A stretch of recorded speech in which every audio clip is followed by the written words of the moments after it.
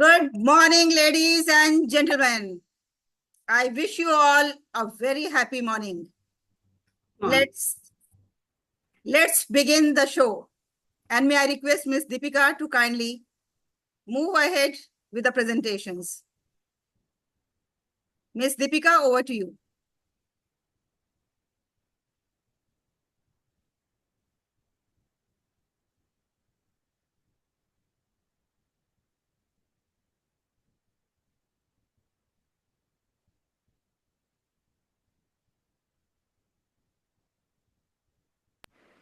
Is my screen visible, ma'am?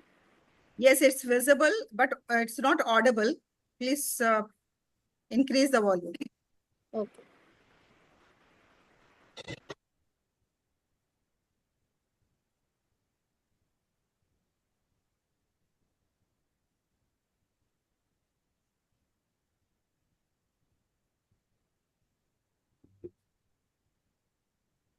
So, ladies and gentlemen, this is a common invitation to all the leaders around the globe for our Global Leaders Conference and Award Ceremony on Sustainable Development. Each bucket poised, ready, steady.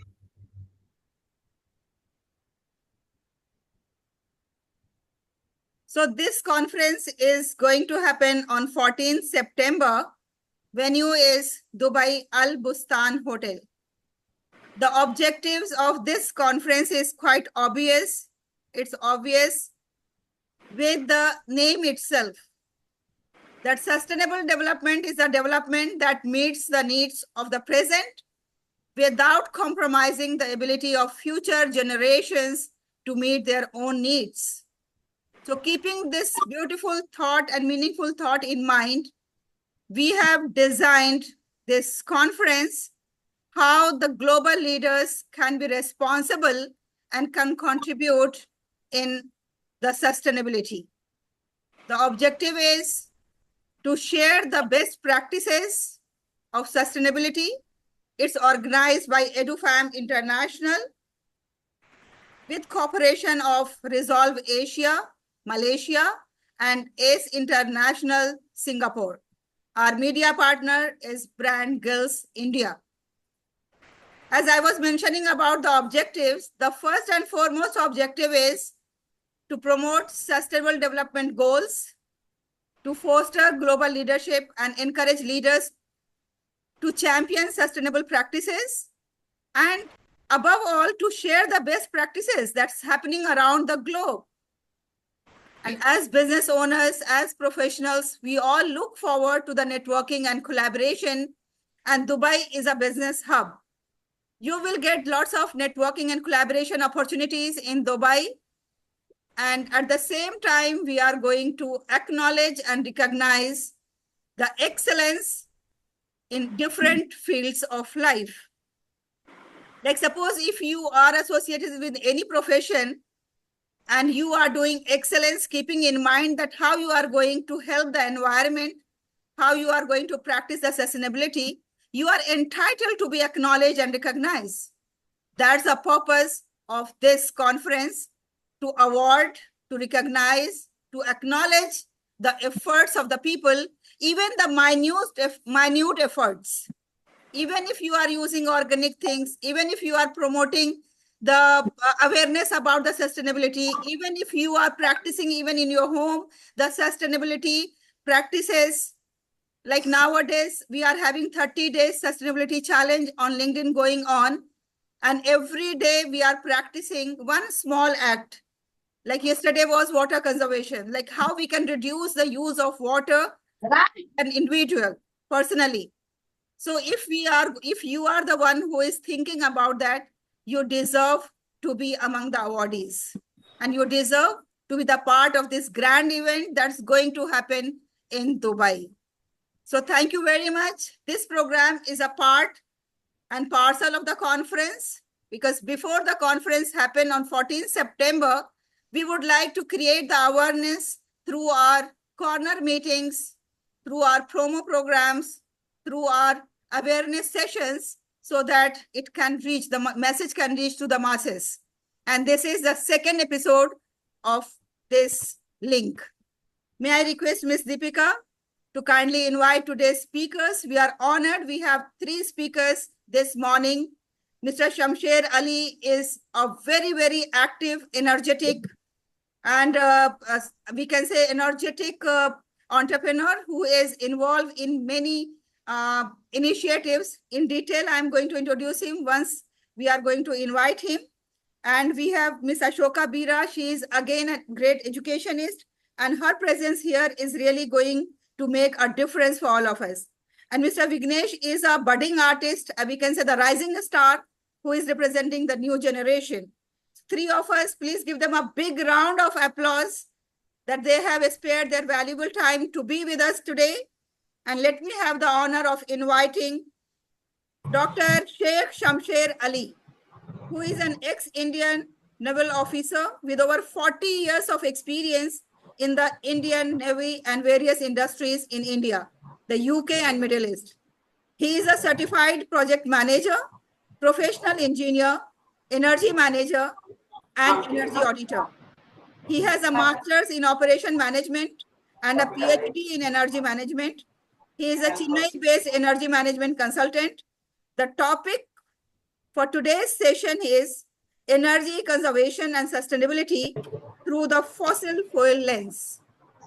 With due regard and respects, Mr. Shamsher Ali, on behalf of EduFam, I extend a warm welcome to you, and I request you to kindly share your valuable words with all of us. Thank you very much, Mr. Shamsher, for being with us. Thank you, Dr. Halima. Am I loud and clear to everybody? Yes. Yes, sir. Yes, sir. You're loud and clear. Okay, thank you. Loud and clear. Yeah. Thank you. Are you able to see me? Yes, sir. Yes, we Okay. can. Okay, thank you. How much time do I have? 10 minutes or 15 minutes? Sir, 15 minutes. Okay, thank you. What Dr. Halima said, I'll take it from there. The crux of 14th September is going to be all about sustainability. And I'm going to give a curtain raiser of that sustainable or sustainability from the environmental point of view.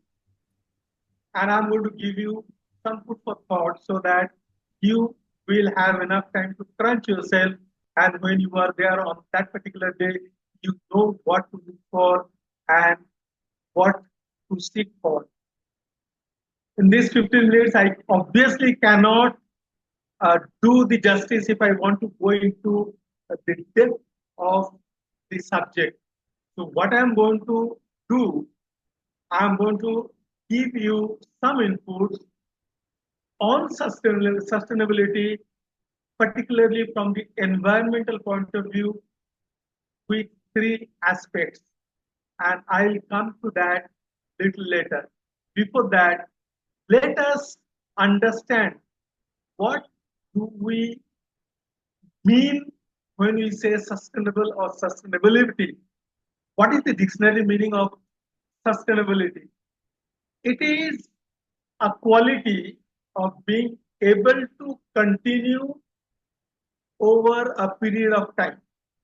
And when I want to see from the environmental point of view, then it is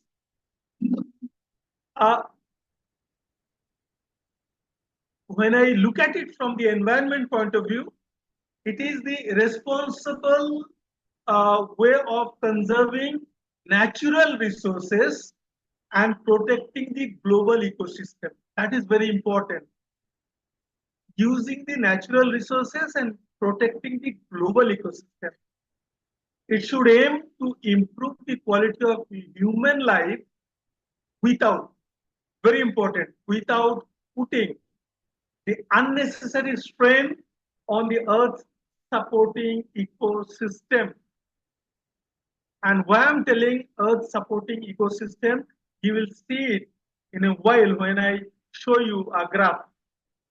It also involves maintaining the ecological balance, reducing the carbon emission, promoting renewable energy, ensuring equitable resource access to everybody, and so on and so forth. And that reminds me what Mahatma Gandhi said. Mother Nature has given enough for our need, but not for our greed. I'm going to show you a graph, and I want at least one of you to tell me a good story after seeing that graph. Let me share it.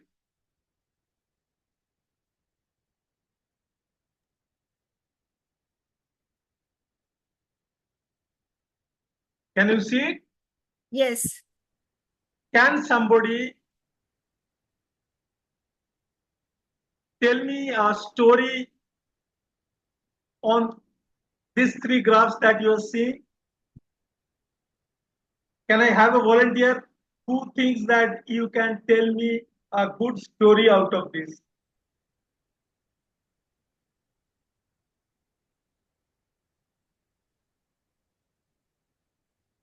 Anybody? Any volunteer? Mr. Naresh has Yes, raised sir. his hand. Yeah. Please go Yes, ahead. sir. Please go ahead. Yes, sir. Yes, sir. Shamsher, sir, it's an honor to have you here. I have gone through many of your lectures, and I am also part of X fraternity. Thank So you. the majority of the things which is coming up is the liquid fuels, which is the main fossil fuels, which is causing the degradation of the this thing as per the graph, which is in the red color. That's one Yes. thing. The second is the coal, or the fossil fuels which we are using. That's one thing. So other things are also like natural gas and renewables are there, but nuclear has a less effect. But yes, we have to take a precautionary measure. But as of now, as per the sustainability and ESG is concerned, main drawback is the liquid fossil fuels which we are emanating, that is scattering almost how much? I think about 200, near about 250. That is a mark which is happening. By 250, the projections you can see, it can completely devastate the environment. That's the main thing. So I may be wrong, but sir, No, as per the, yeah, maybe wrong, tha- but this is the what I understood from the graph. thank you. And Thank you very much. You are not wrong. You are on the dot, and you have gone to the technical part. Okay. yeah, Now, yeah. now, now, allow me to tell you a good, spicy story out of it from my perspective. Can you see the pointer? Yes, we can. Okay. These graphs are few years old, but then it holds good. Can somebody unmute the mute it, please? Somebody's mic is on. Thank you. These all three graphs are few years back, but holds very relevant in today's time. This black line, left side is the actual that is plotted, right side is what is projected. Same way, left side of this graph is actual and right side what is projected. Here also the dotted line, left side what is actual and what is projected. Now, if I have to look at it from my perspective and narrate a story, then my story is it is the perfect reflection of human greed. What Gandhiji has said, that the moment you exceed your need and you fall prey to your greed, this is what you land up in. From this line, backside it is about 200 years. Both. By the way, both the graphs, top and bottom, are the same. Only difference is here the this top one is the fossil fuel, which is little maroon color, and bottom one blue is the non-fossil fuel. And in the bottom, the fossil and non-fossil fuels are separated and shown. So in the bottom, this is 1, 2, and 3. These three are the fossil fuel, which is reflected on top, and these three on top are the non-fossil fuel. 4, 3, 4 are there non-fossil fuel, which is shown here in the bottom in blue. Now, if you go back to around 1815, 1820, 1830, at that time, primarily wood was being used as a fuel, source of fuel. Coal was available to some extent, and people were using coal. And as the industrialization started happening, the people also started using coal to some extent. So you can see at the beginning it is all biomass, and after that slowly coal started being used. Your oil and natural gas came into existence much later, as late as mid 1950, 1960, around that time, when the oil in the Middle East was discovered and exploitation started around that time. Now, what happened from 1800 till 1950? All over it was green, plantation was there, air quality was good, there was no problem for air pollution because the amount population, world population was less, and coal was not being used so much.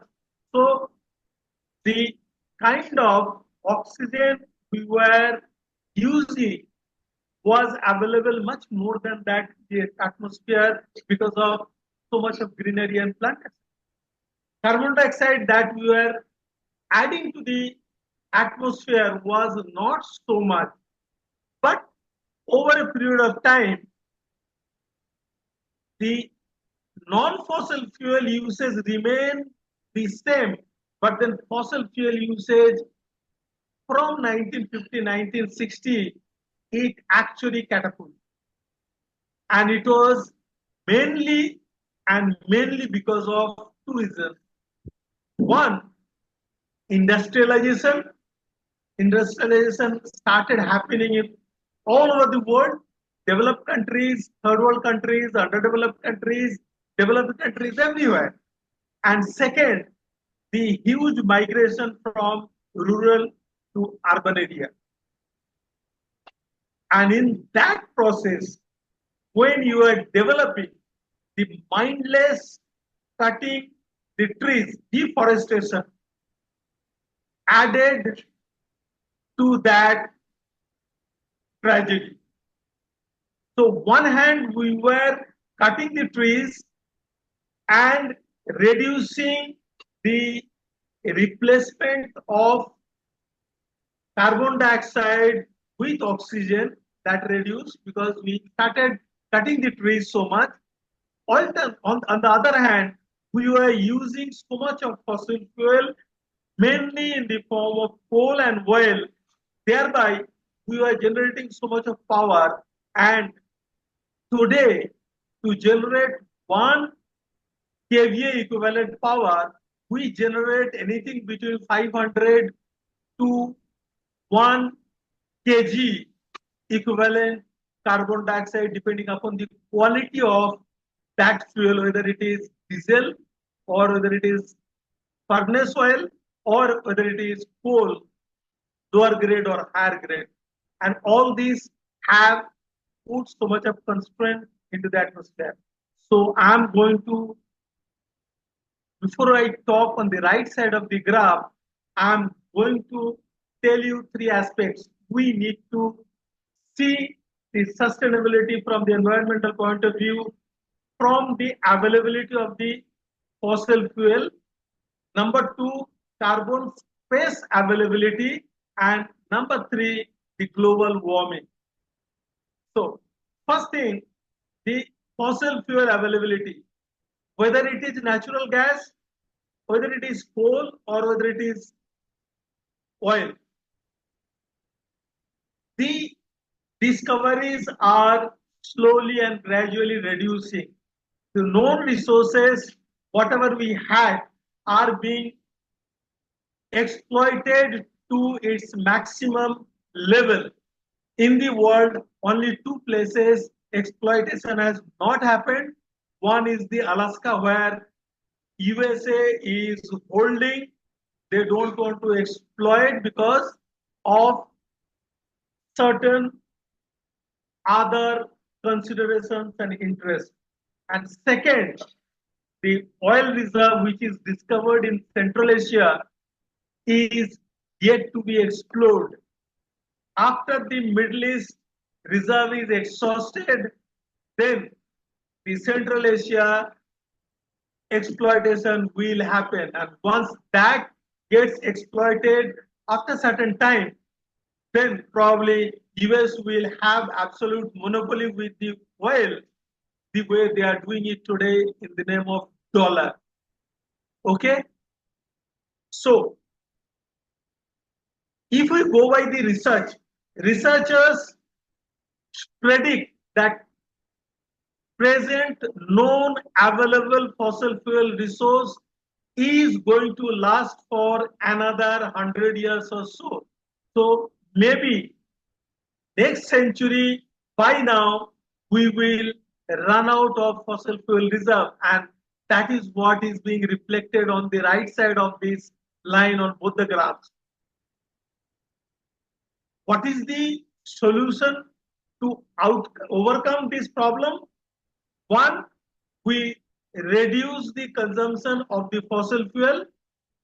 Alternatively, we increase the utilization of non-fossil fuel. Non-fossil fuel, it can be solar, it can be bio, it can be wind, it can be anything. Now the problem is, every country, even today, they are ramping up their generating capacity based on fossil fuel reserve, and that is very easily, visible on this right side graph. It shows that we continue to use the fossil fuel to meet our growing demand in the same way we had been doing in the past. So this is one very important point. If we have to replace the 100% fossil fuel utilization in another 100 years, we are nowhere near to that picture. So what will happen? If we don't find a solution, after 100 years, we will have air conditioner, we cannot run. We will have Mercedes in the garage, we cannot drive. We cannot use because of non-availability of fuel. That is one point. Second part, carbon space. What is carbon space? Let me give you a small example. If you lock yourself inside a room and seal it completely, after few hours, you will feel suffocated because the oxygen level will come down, because you will be adding carbon dioxide to that space, and when the oxygen level exhausts, you will not be able to breathe anymore. Similarly, Earth has got its own, it is a globe, it is a sealed atmosphere, it has got a fixed amount of oxygen.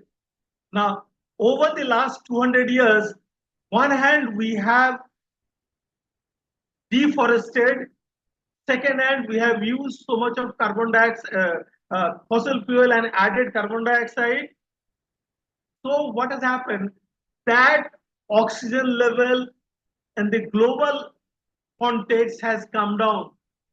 In last 170 to 80 years, we have consumed about 40% or 50% of that reserve. And again, if we are to believe the researchers, they predict that remaining 40 or 50%, whatever is available, we will run out of it in another 100 years or so. So the point is, before the fossil fuel reserve gets exhausted, we will run out of the breathing space, we'll run out of the oxygen to breathe. Then what will happen? We will experience the high peak mountain syndrome in the plain. What is that? In the peak mountain, oxygen concentration is less. People find it difficult to breathe. So they used to carry the oxygen cylinder when they go on top. Probably 70, 80 years from now, if we continue doing what we are doing, we will have to carry the oxygen cylinder with us to breathe comfortably. And that is another very scary situation. And third is the global warming. Yes, when we continue to cut the trees, when you continue to add carbon dioxide, when you continue to live the way we are living with our greed, without any concern for our future generation, the global warming is going to rise continuously, and that will make the life more and more difficult for the human being to survive in this earth. If we look at this situation from these three perspectives, I'm sure you will find reasons to ponder upon what we should be doing. Now, before I end, I would like to call your attention. I think most of us present here are Indian. How many of you remember what we did on 20th of April 2020? Does anybody remember? Anybody remembers? I don't think that we remember. That day, evening, 9 o'clock, not everybody, I think I tried to find out, but then I couldn't find out. But then my gut feeling is about 70 to 80% of the Indian household, they switched off the light in their home for 9 minutes. It was done voluntarily, nobody forced. Of course, somebody gave a call, whatever may be the reason, I'm not going into that. All that I'm doing, whoever participated, they participated voluntarily without any compulsion and switched off the light. And the impact on the national grid was 31,000 megawatt. It is a huge amount of power. Lot of articles were written by the researchers on that single event. I also wrote an article titled Learning from Switching Off Light at the Time of COVID-19. So, Mr. Sheikh Shamsher Ali, now rest of the things we will listen to you in the conference. I will close it. I'm going to make my closing comment. We all need to ask ourselves what we can do to contribute towards this looming crisis on our head and make this sustainability drive to spread across globally. Thank you very much for your attention.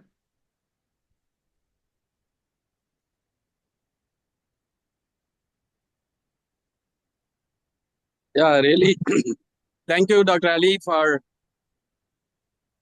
making all this explanation and the different dynamics as well as the measurements which are taken into the consideration for making the energy conservation as well as energy consumption for the people to protect the ecosystem and environment. So hopefully we will hear a lot from you during the conference time, elaborate manner. So it will be a good knowledge and technology sharing session for learning many things.